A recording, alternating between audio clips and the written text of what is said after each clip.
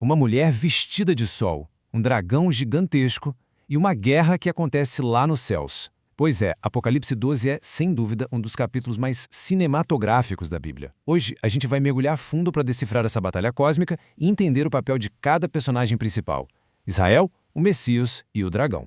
A visão já começa com essa imagem poderosa, né? Mas olha, isso aqui não é só uma poesia bonita. É o começo de um drama gigantesco que atravessa toda a história e que mostra pra gente a guerra espiritual que rola por trás de tudo que acontece no mundo.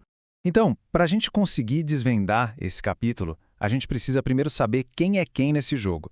É como ter a chave para decifrar um código. E essa chave está em identificar os 3 personagens centrais dessa visão. Cada um deles é uma peça-chave no quebra-cabeça que a gente vai montar agora. Olha, esse slide aqui é basicamente o nosso mapa para o capítulo inteiro. Vamos dar uma olhada na tabela. A mulher vestida de sol é a nação de Israel, de onde vem a promessa do Messias. O grande dragão vermelho é Satanás, o grande inimigo da história. E o filho, que vai governar as nações, é Jesus Cristo, o Messias. Com isso aqui bem claro na cabeça, todo o resto começa a fazer muito mais sentido. O primeiro sinal que aparece é essa mulher simplesmente majestosa. E a descrição dela é cheia de simbolismo. A coroa com 12 estrelas... essa é a pista que mata a charada. É uma referência direta, claríssima, às 12 tribos de Israel. Ela representa a nação que Deus escolheu para trazer o Salvador ao mundo. E aí, do outro lado, em oposição total, surge o vilão da história. Um dragão vermelho, imponente. As 7 cabeças e 10 chifres com coroas não são só detalhes para assustar, não. Eles simbolizam o poder e a autoridade que ele teve sobre os impérios do mundo ao longo da história, sempre ali trabalhando para tentar sabotar o plano de Deus. Bom, agora que a gente já sabe quem são os jogadores, a ação começa para valer. O foco muda para o conflito central, o nascimento do Messias e a ameaça de morte que o dragão representa. É aqui que a tensão começa a subir de verdade. A imagem não podia ser mais clara, né? A gente vê aqui, sem rodeios, o antigo objetivo de Satanás em ação: destruir o Messias assim que ele nascesse. E isso não é só simbólico, não. Reflete tentativas reais na história, como a ordem do rei Herodes de matar todos os bebês em Belém. Era uma tentativa desesperada de impedir o plano de salvação de Deus. O texto deixa bem claro quem é essa criança. Ele é descrito como aquele que vai reger todas as nações com vara de ferro. Essa é uma referência profética direta a Jesus, o Messias. Ou seja, ele não é só um bebê indefeso, ele já nasce como o rei prometido.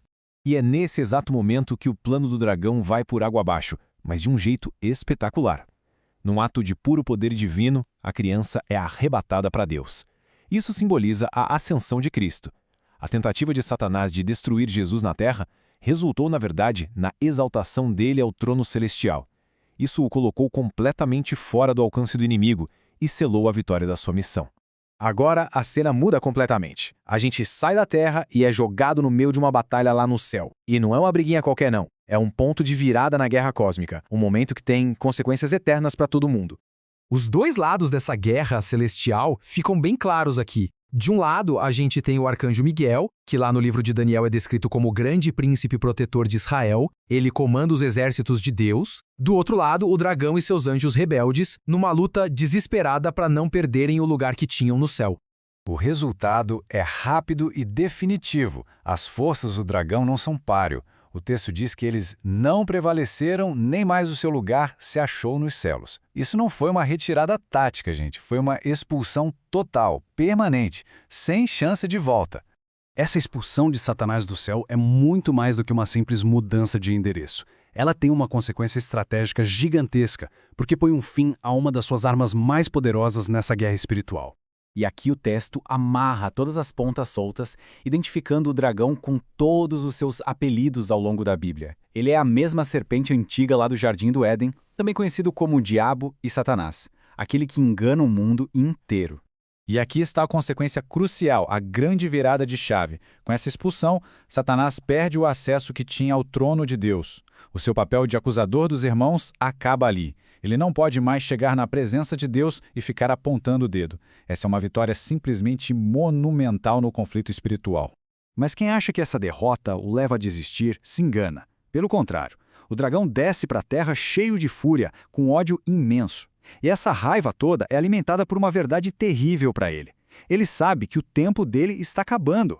A contagem regressiva para o seu julgamento final já começou. E isso nos leva diretamente para o último ato desse drama, que agora acontece de volta aqui na Terra. Expulso do céu, o dragão agora foca toda a sua raiva em um novo alvo. A sequência do que acontece na Terra é bem clara, como a gente pode ver. Primeiro a perseguição, já que foi derrotado no céu, o dragão vira toda a sua fúria contra a mulher, ou seja, Israel. Depois a fuga divina. Ela recebe uma ajuda sobrenatural, simbolizada por asas de grande águia, para poder escapar. E por fim, a proteção. Ela é levada para um lugar seguro, um lugar que Deus mesmo o preparou. E o texto é incrivelmente específico sobre o tempo que essa proteção divina vai durar. 1260 dias. Em profecias bíblicas, números assim nunca são jogados ao acaso. Eles são como um cronograma preciso dos acontecimentos. Esses 1260 dias são exatamente o mesmo período que outras profecias, como a do livro de Daniel, descrevem como um tempo, tempos e metade de um tempo, que somando tudo dá 3 anos e meio.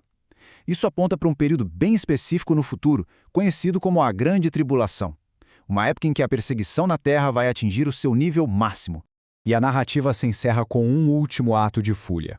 Já que ele não consegue destruir a mulher, Israel, que está sob a proteção de Deus, o dragão vira a sua guerra contra o remanescente da sua semente.